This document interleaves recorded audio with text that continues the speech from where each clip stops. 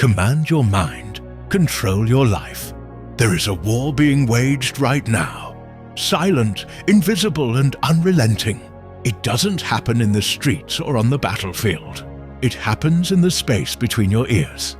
The enemy is not out there in the world. It's in here.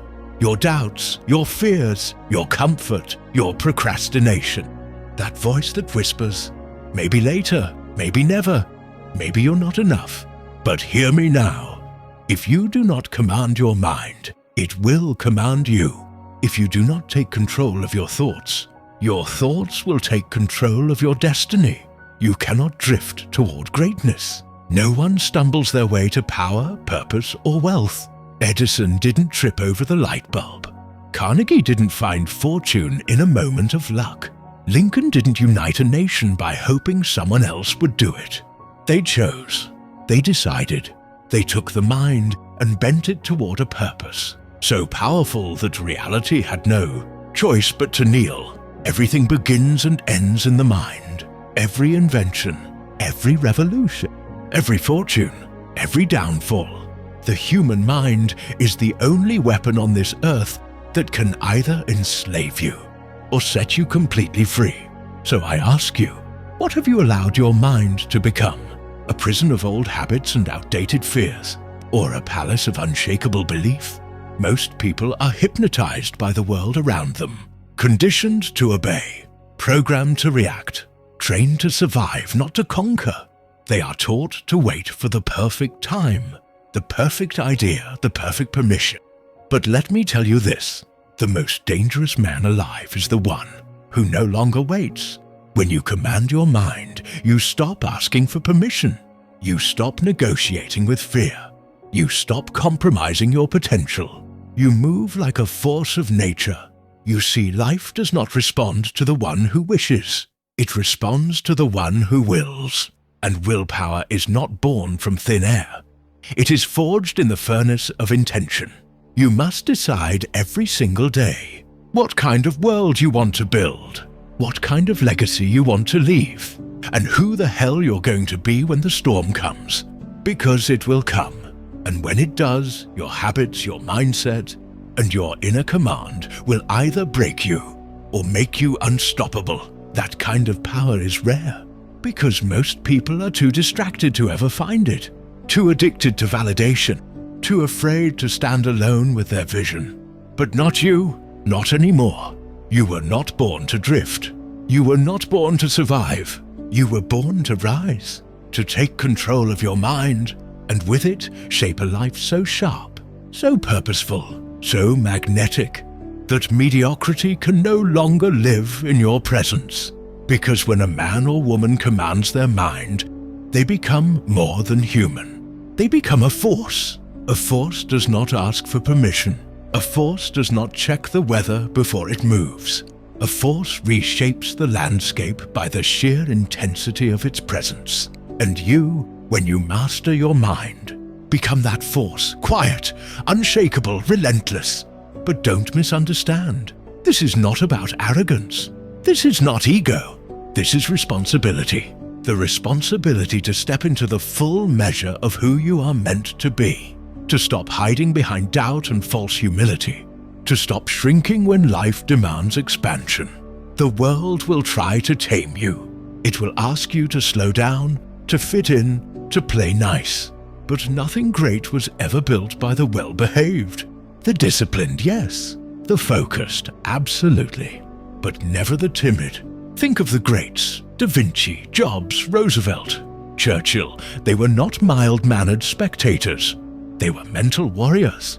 They understood that to change the world, you must first command yourself. Because a weak mind cannot carry a powerful vision. You must get your inner world in order. Because success doesn't start in your bank account. It starts in your rituals, in your habits, in what you do when nobody's watching. That is where champions are made. Not in stadiums or stages, but in the silence when it's just you and the choice to be more. Discipline is freedom.